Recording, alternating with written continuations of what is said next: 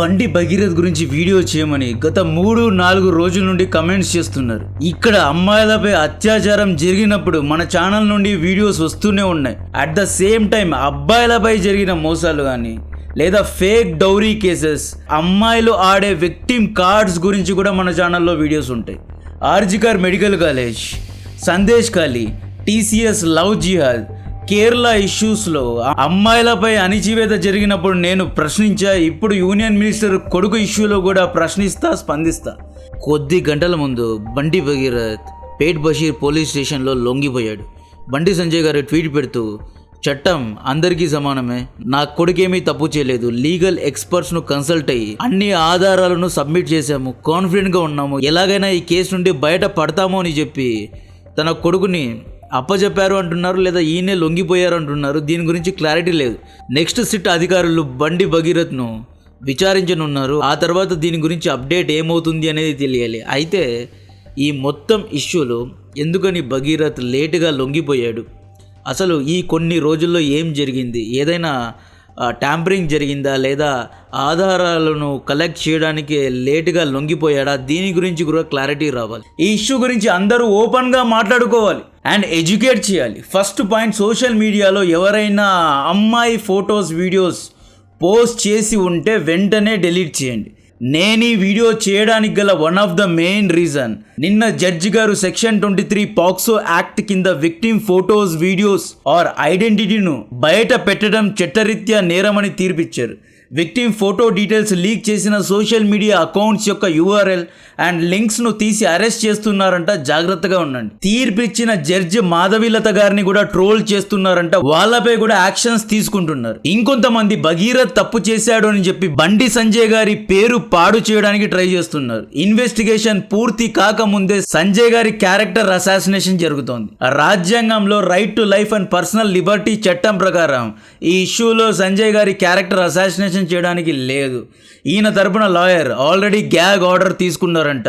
బండి సంజయ్ గారు లీగల్గా కూడా వెళ్తున్నారు, డిఫేమేషన్ కేసెస్ కూడా పెడుతున్నారు. కాబట్టి ఒకవేళ మీరేమైనా మీమ్స్ పోస్ట్ చేసి ఉన్నా, కమెంట్స్ పెట్టి ఉన్నా దయచేసి తీసేయండి. నేను ఈ వీడియోలో బండి సంజయ్ గారి ఫొటోస్ను ఎక్కడా వాడకుండా, ఈయన యొక్క ఇమేజ్కు ఎక్కడా భంగం కలగకుండా మాట్లాడితే, అట్ ద సేమ్ టైం ఆ అమ్మాయి యొక్క ఐడెంటిటీ రివీల్ కాకుండా, ఆ అమ్మాయి యొక్క ఫొటోస్ అండ్ వీడియోస్ను రిలీజ్ చేయకుండా మాట్లాడుకుందాం. తన కొడుకు తప్పు చేస్తే అరెస్ట్ చేయండి అని బండి సంజయ్ గారు స్టేట్మెంట్ ఇచ్చారు. తప్పు చేసిన వాళ్ళని వదిలిపెట్టమని రేవంత్ రెడ్డి గారు స్టేట్మెంట్ ఇచ్చారు. ఈ ఇష్యూ గురించి బీజేపీ తెలంగాణ ప్రెసిడెంట్ రామ్ చందర్ గారు ఈ కాంట్రవర్సీకు పార్టీకు సంబంధం లేదు అనేసారు. ఈ మొత్తం కేసులో 10 క్వశ్చన్స్కు ఆన్సర్స్ దొరకడం లేదు.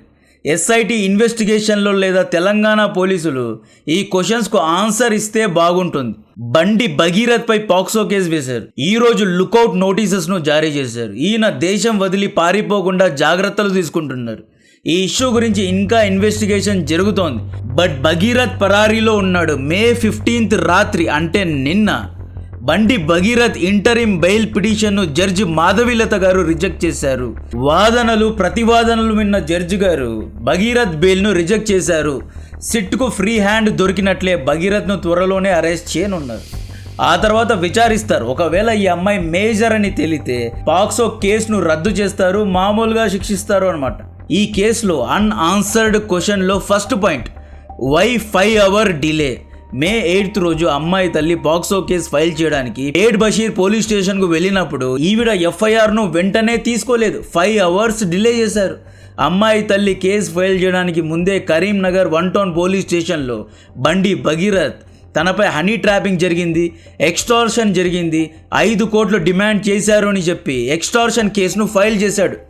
బండి భగీరథ్ ఫస్ట్ కేసు ఫైల్ చేసిన తర్వాతే రాత్రి 8 గంటలకు 5 hours తర్వాత అమ్మాయి తల్లి FIR లాడ్జ్ చేసింది. టెక్నికలీ ఆ అమ్మాయి కంటే భగీరథే ముందు కేసు ఫైల్ చేశాడు. ఎందుకని అమ్మాయి కేసును ఫైల్ చేయలేదు? అమ్మాయి తల్లి FIR లాడ్జ్ చేయడానికి వచ్చిన విషయాన్ని భగీరథ్ తరపున వాళ్లకు పోలీసులు ముందుగానే ఇన్ఫార్మ్ చేశారా? ఒకే రోజు ఇద్దరు ఎలా కేసెస్ ఫైల్ చేసుకున్నారు? ఇక్కడ ఏమైనా పోలీసులు కాంప్రమైజ్ అయ్యారా? తెలంగాణలో కాంగ్రెస్ ప్రభుత్వం ఉంది. ఈ క్వశ్చన్కు ఆన్సర్ తెలంగాణ హోమ్ మినిస్టర్ గారు ఇవ్వాలి, లేదా సెంటర్లో ఉన్న అపోజిషన్ పార్టీ నాయకులు ఇవ్వాలి. మోరలీ పోలీసులు ఏదైనా తప్పు చేశారా, లేదా రాజకీయ నాయకులు తప్పు చేస్తున్నారా? చట్టం అనేది పవర్ ఉన్న వాళ్ళకు, పవర్ లేని వాళ్ళకు మారుతూ ఉంటుందా, లేదా ఇది జస్ట్ కోయిన్సిడెంట్గా లేదా యాక్సిడెంటల్గా జరిగిందా? దీని గురించి క్లారిటీ రావాలి. భగీరథ్ ముందుగానే కేసు ఫైల్ చేయడం వల్ల భగీరథ్ తరపున న్యాయవాది ఎస్ నిరంజన్ గారు, బై ద వే ఈయన చాలా పెద్ద లాయర్, అల్లు అర్జున్ గారి స్టాంపేడ్ కేసును కూడా ఈయనే వాదించారు. డిఫెన్స్ లాయర్ నిరంజన్ రెడ్డి గారి ప్రకారం భగీరథ్ కేసు ఫైల్ చేసిన తర్వాత భయపడి అమ్మాయి తల్లిదండ్రులు పోక్సో కేసు పెట్టారు అని చెప్పి ఈయన వాదిస్తున్నారు. ఇక్కడ క్లియర్గా కోర్టులో వాదించడం కోసమే ముందుగానే భగీరథ్ చేత కేసు ఫైల్ చేయించారా? ఈ విధంగా అబ్బాయి కేసు పెట్టినందుకు భయపడి పోక్సో కేసు పెట్టారు అనే విధంగా ఈ మొత్తం కేసును తీసుకెళ్ళాలి, నేరేటివ్ను సెట్ చేయడానికి ఏదైనా కావాలనే మ్యానిపులేషన్ జరిగిందా? దీని గురించి క్లారిటీ రావాలి. లేదు ఇది యాక్సిడెంటల్గా జరిగింది, ఒకేసారి బండి భగీరథ్ అండ్ అమ్మాయి తల్లి ఇద్దరు ఒకేసారి వెళ్ళి కేసు ఫైల్ చేశారా? దీని గురించి సిట్ అధికారులు క్లారిటీ ఇవ్వాలి. ఇదే main point. Why 5 hour delay? దీని గురించి తెలంగాణ ప్రభుత్వ నాయకులు కూడా క్లారిటీ ఇవ్వాలి అన్నమాట. Second point, as per victim అమ్మాయి తల్లి గారి ఎఫ్ఐఆర్ ప్రకారం December 31, 2025 న్యూ ఇయర్ రోజు భగీరథ్ లైంగికంగా అత్యాచారం చేశాడు. January 2026లో ఇద్దరి మధ్య బ్రేకప్ జరిగింది. అంటే ఇద్దరు లవ్ చేసుకొని విడిపోయారు అనేది క్లియర్గా ఇక్కడ అర్థమవుతోంది. మైనర్ అమ్మాయిని లవ్ చేయడానికి ఈ పేరెంట్స్ ఎలా పర్మిషన్ ఇచ్చారు? మైనర్ అమ్మాయిని పెళ్లి చేసుకుంటా అని చెప్తే ఈ పేరెంట్స్ ఎలా నమ్మారు? As per Hindu social rules 18 years తర్వాతే అమ్మాయికి పెళ్లి చేయాలి అని 18 years తర్వాతే అమ్మాయికు పెళ్లి గురించి డిసిషన్ తీసుకునే మెచ్యూరిటీ ఉంటుంది. ఒకవేళ అమ్మాయి తల్లిదండ్రులు ముందుగానే ఈ అమ్మాయి మైనర్, ఇప్పుడు ఈ అమ్మాయికు నిర్ణయాలు తీసుకునే శక్తి లేదు, 18 years తర్వాత పెళ్లి నిర్ణయాలు తీసుకోండి, కలిసి బయటకు వెళ్ళండి అని చెప్పి తల్లిదండ్రులు మందలించి ఉండాలి కదా. బండి సంజయ్ గారు కష్టపడి యూనియన్ మినిస్టర్ స్థాయికి వెళ్ళారు. ఆ స్టేజ్కు వెళ్ళాలి అంటే ఎన్నో రాత్రులు నిద్ర లేకుండా కష్టపడి ఉంటారు. ఈయన ఫ్యూచర్లో కూడా ఎన్నో మైల్ స్టోన్స్ను అచీవ్ చేయాలి. ఈయనపై కార్యకర్తల్లో ఎన్నో ఎక్స్పెక్టేషన్స్ ఉన్నాయి. ఈయన తన కొడుక్కు జాగ్రత్తలు చెప్పి ఉండాలి కదా, ఆ అమ్మాయితో దూరం పెట్టి ఉండాలి కదా. ఆల్రెడీ 2023లో బండి భగీరథ్ ఒక కాలేజ్లో స్టూడెంట్స్ను కొట్టడం వైరల్ అయింది.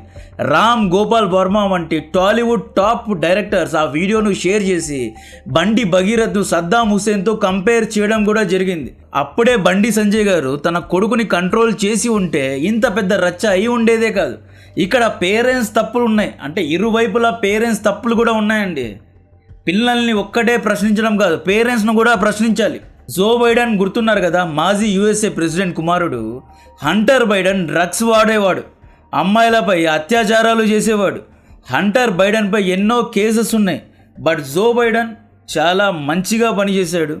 బరాక్ ఒబామా దగ్గర వైస్ ప్రెసిడెంట్గా పనిచేశాడు.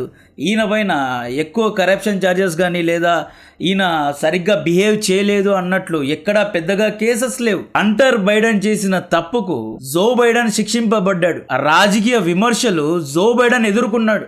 హంటర్ బైడెన్ కేసెస్ను కొట్టివేయడానికి జో బైడెన్ తన పొలిటికల్ కెరియర్నే కోల్పోయాడు.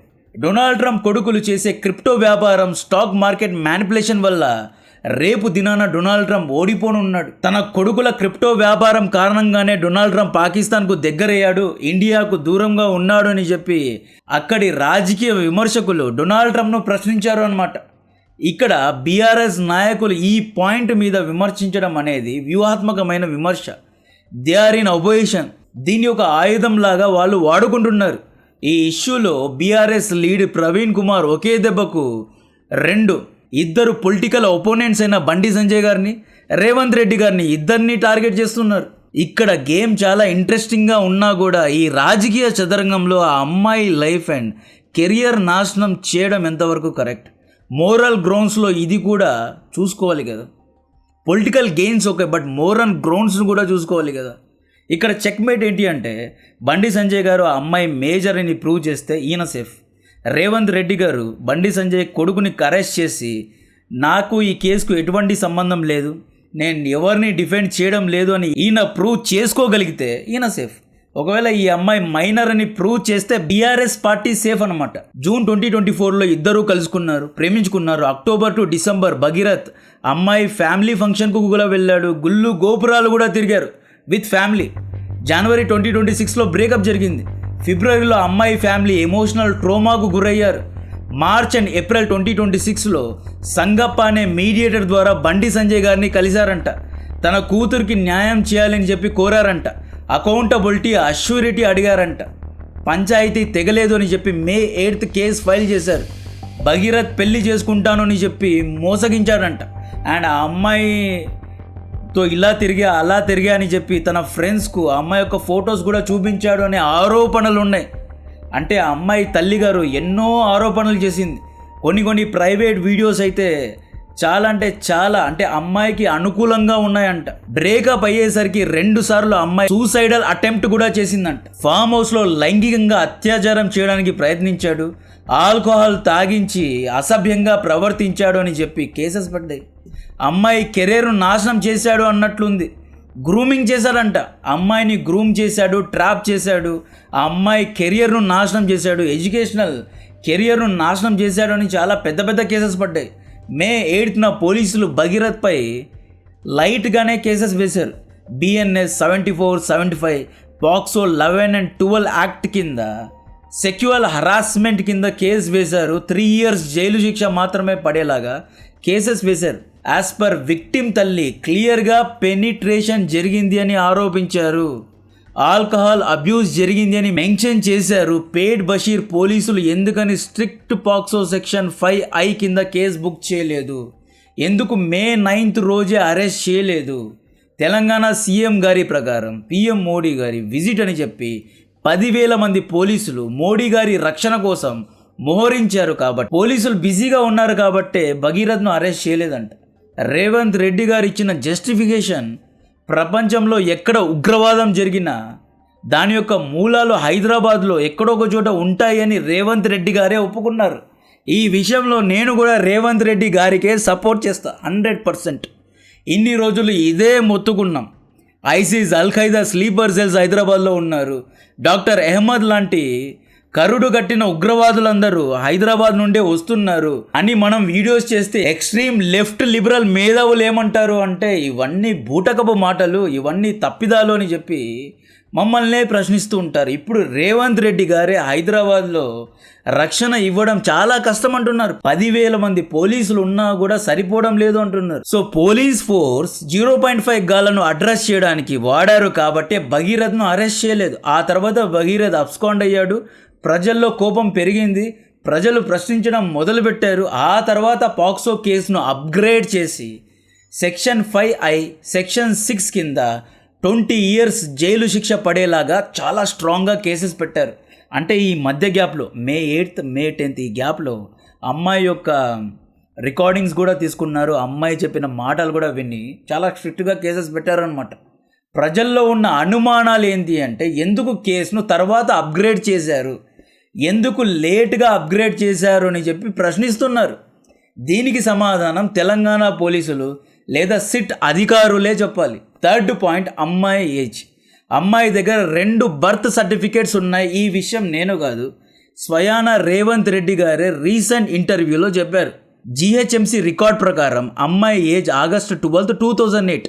మెడికల్ హెల్త్ డిపార్ట్మెంట్ ప్రకారం 2010 సెక్షన్ 94 ఆఫ్ జువెనైల్ జస్టిస్ ప్రకారం ఫస్ట్ 10th క్లాస్ మార్క్ షీట్లో ఉన్న ఏజ్ను రిఫర్ చేయాలి.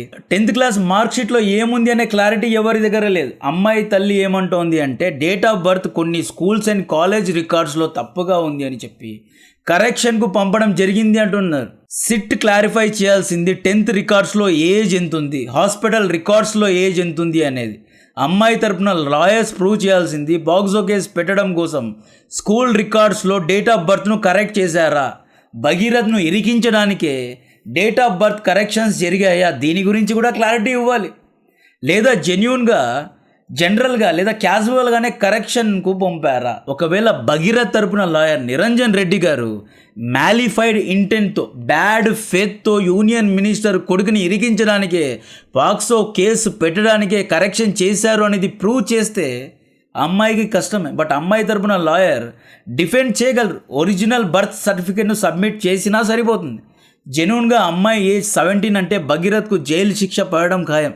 సెక్షన్ 5Iలో కేసు పెట్టారు, ఆల్కహాల్ అబ్యూస్ జరిగింది అంటే చాలా కష్టమే. 4th పాయింట్, తప్పు చేయనప్పుడు భగీరథ్ ఎందుకు ఫోన్ స్విచ్ ఆఫ్ చేసుకున్నాడు, దాక్కున్నాడు, ఎక్కడున్నాడు, ఎందుకు కోర్ట్ హియరెన్స్కు రావడం లేదు, నిన్న కూడా రాలేదు. తప్పు చేయలేదు అంటే ధైర్యంగా ఎదుర్కోవచ్చు కదా. దీన్ని సిట్ అధికారులు క్లారిఫై చేయాలి. తెలంగాణ పోలీసులు ఐబొమ్మ రవినే పట్టుకున్నారంట. ఐ నో వెరీ వెల్, పాతాళంలో ఉన్న మనోళ్ళు భగీరథ్ను పట్టుకోగలరు. ఎందుకు పట్టుకోలేకపోతున్నారు? ఆ రైసిన్ దొంగ డాక్టర్ అహ్మద్నే అహ్మదాబాద్కు వెళ్ళి పట్టుకున్నారండి. భగీరథ్ను పట్టుకోలేరా? ఎందుకు పట్టుకోలేకపోతున్నారు? ఐసెస్ మాడ్యూల్స్, అల్ ఖైదా స్లీపర్ సెల్స్ను పట్టుకునే తెలంగాణ పోలీసులు భగీరథ్ను పట్టుకోలేకపోతున్నారా? దీని గురించి క్లారిటీ రావాలి.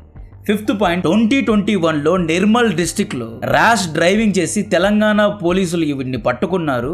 ఆ టైంలో 2021లో ర్యాష్ డ్రైవింగ్ చేసినందుకు ఈ అమ్మాయి ఏజ్ 15 ఇయర్స్ కాబట్టి ఏదో ఫైన్స్ పడ్డాయి. టెక్నికలీ 2026కు ఈవిడ ఏజ్ 20 ఇయర్స్. 2021లో పోలీసులు తప్పుగా ఏజ్ రికార్డ్ చేశారా, లేదా ఇప్పటి పోలీసులు తప్పుగా రికార్డ్ చేస్తున్నారా? దీని గురించి క్లారిటీ రావాలి. డిఫెన్స్ లాయర్ నిరంజన్ రెడ్డి గారు ఈ పాయింట్ మీదే 2021లో ఆ అమ్మాయి ఏజ్ 15 ఇయర్స్, ఇప్పుడు ఈ అమ్మాయి ఏజ్ 20 ఇయర్స్ కాబట్టి పాక్సో కింద రాదు అని చెప్పి చాలా స్ట్రాంగ్గా డిఫెండ్ చేస్తున్నారు. ఈ పాయింట్ గురించి క్లారిటీ లేదు. 6th పాయింట్, అమ్మాయి వాళ్ళు 5 crore డిమాండ్ చేశారు అని చెప్పి కేసు ఫైల్ చేశారు, రైట్? దీని గురించిన ప్రూఫ్స్ ఉన్నాయా? 5 crore డిమాండ్ చేసినట్లు వాట్సాప్ చాట్స్ ఏమైనా ఉన్నాయా? కాల్ రికార్డింగ్స్ ఉన్నాయా? ఇవి నేను కాదు, కోర్టులో అడుగుతారు. క్యాజువలీ చెప్పడానికి లేదు. 5 crore డిమాండ్ చేశారు అంటే ఏదైనా ప్రూఫ్స్ ఉండాలి, సాలిడ్ ప్రూఫ్స్ ఉండాలి. అమ్మాయి తల్లి ఫామ్ హౌస్కు, అపార్ట్మెంట్కు తీసుకెళ్లాడు అని చెప్పింది కదా. ఒకవేళ ఆ ఫామ్ హౌస్ అనేది నార్మల్ రిసార్ట్ అనుకోండి, 18 ఇయర్స్ బిలో అమ్మాయిని ఎలా రిసార్ట్లో అలో చేశారు? ఒకవేళ ఫామ్ హౌస్ ప్రైవేట్ అనుకోండి, వారి యొక్క ఎంట్రీ ఎగ్జిట్ సీసీటీవీ రికార్డింగ్ ఎక్కడా అని అడుగుతారు. December 31, 2025 పలానా రోజు రాత్రి పలానా ఫామ్ హౌస్లో ఉన్నారు అంటే దాని యొక్క సీసీటీవీ ఫుటేజెస్ను సిట్ అధికారులు క్రాస్ చెక్ చేస్తారు అన్నమాట. ఇక్కడ డైరెక్ట్గా భగీరథ్ తప్పు చేశారు అని నిర్ధారణ చేయకుండా సీసీటీవీ ఫుటేజెస్ను విచారించాలి. ఒకవేళ ఆ సీసీటీవీ ఫుటేజెస్ ఉన్నాయా లేదా అనే క్లారిటీ ఇవ్వాలి. అమ్మాయి తల్లి 5 crore డిమాండ్ చేసింది అనే ఆధారాలు భగీరథ్ తరపున లాయర్ చూపించాలి. భగీరథ్ ఫామ్ హౌస్, పెంట్ హౌస్కు తీసుకెళ్లాడు అని చెప్పి సరిపడిన ఆధారాలు తల్లి కూడా చూపించాలి. 7th పాయింట్, సోషల్ మీడియాలో ప్రైవేట్ ఫొటోస్ అండ్ వీడియోస్ ఎవరు లీక్ చేశారు? 7th పాయింట్, తెలంగాణ పోలీసులకు సిట్ అధికారులకు మధ్య ఏదైనా ఇష్యూస్ ఉన్నాయా? ఫస్ట్, పోలీసులు పాక్సో లైట్ కేసెస్నే బుక్ చేశారు. 3 years జైలు శిక్ష పడే హరాస్మెంట్ కేసెస్ను బుక్ చేశారు. యాక్చువల్లీ డిఫెన్స్ ప్లాన్ ఏంటి అంటే అర్నేష్ కుమార్ గైడ్లైన్స్ ప్రకారం 7 years కంటే తక్కువ శిక్ష పడే పాక్సో కేసెస్లో ఇరుక్కున్నారు అనుకోండి, ఇమీడియట్గా అరెస్ట్ చేయరు, వారెంట్ ఇష్యూ చేస్తారు, విచారిస్తారు, ఆ తర్వాతే అరెస్ట్ చేస్తారు అనమాట. భగీరథ్ను జైల్లో పెట్టకూడదు అని చెప్పి కావాలనే పోలీసులను ఇన్ఫ్లుయెన్స్ చేసి పాక్సో లైటర్ సెక్షన్స్లో కేసెస్ను బుక్ చేశారా? 7 years కంటే తక్కువ శిక్ష పడే కేసెస్ను బుక్ చేశారా? ఆ తర్వాత సిట్ రంగంలో దిగి అమ్మాయి యొక్క స్టేట్మెంట్స్ను తీసుకొని సెక్షన్ 5I, సెక్షన్ 6 కింద అంటే 20 years జైలు శిక్ష పడే కేసెస్ పెట్టారు. అంటే చాలా కోఆర్డినేటెడ్గా, ప్లాన్డ్గా కేసును ఇద్దరు లాయర్స్ చాలా తెలివిగా హ్యాండిల్ చేస్తున్నారు అనేది అర్థమవుతోంది. 8th పాయింట్, బండి భగీరథ్ ఎక్కడున్నారు అనే లొకేషన్ బండి సంజయ్ గారికి తెలుసా? ఒకవేళ తెలిసి ఉంటే ఈయన ఎందుకు అప్పచెప్పడం లేదు? యూనియన్ మినిస్టర్ అని చెప్పి రేవంత్ రెడ్డి గారు జాగ్రత్తగా కేసును హ్యాండిల్ చేస్తున్నారా? 9th పాయింట్, జనవరిలో బ్రేకప్, ట్రామా, మోసం జరిగితే May 8th వరకు ఎందుకని టైం తీసుకున్నారు? April 23rd రోజు ఫ్యామిలీ మీటింగ్ జరిగింది కదా, మీడియేటర్ సంగప్ప ఎవరు? ఇతని మీడియేషన్ ఎందుకు ఫెయిల్ అయ్యింది అంటే ఆ మీటింగ్లో ఏం జరిగింది అనే క్లారిటీ కూడా ఎవరికి లేదు. 10th పాయింట్, బండి భగీరథ్ పోలీసులకు ఏదో మెయిల్ పెట్టారు. ఆ మెయిల్ IP అడ్రస్ ద్వారా అతని లొకేషన్ను ఈజీగా ట్రాక్ చేయొచ్చు. బట్ పోలీసులు ఢిల్లీకి వెళ్తున్నారు, లుకౌట్ నోటీసులు జారీ చేస్తున్నారు. ఇక్కడ ఎందుకు స్లోగా ప్రాసెస్ జరుగుతోంది? ఆ మెయిల్ ID ద్వారా ఎందుకు పట్టుకోలేకపోయారు? దీని గురించి క్లారిటీ రావాలి. ఈ 10 అన్ఆన్సర్డ్ క్వశ్చన్స్కు క్లారిటీ ఇవ్వాలి అని చెప్పి కోరుకుంటున్నా. కాంటెంట్ నచ్చితే వీడియోను లైక్ చేయండి, ఛానల్ను సబ్స్క్రైబ్ చేసి అందరికీ షేర్ చేయండి. జై హింద్.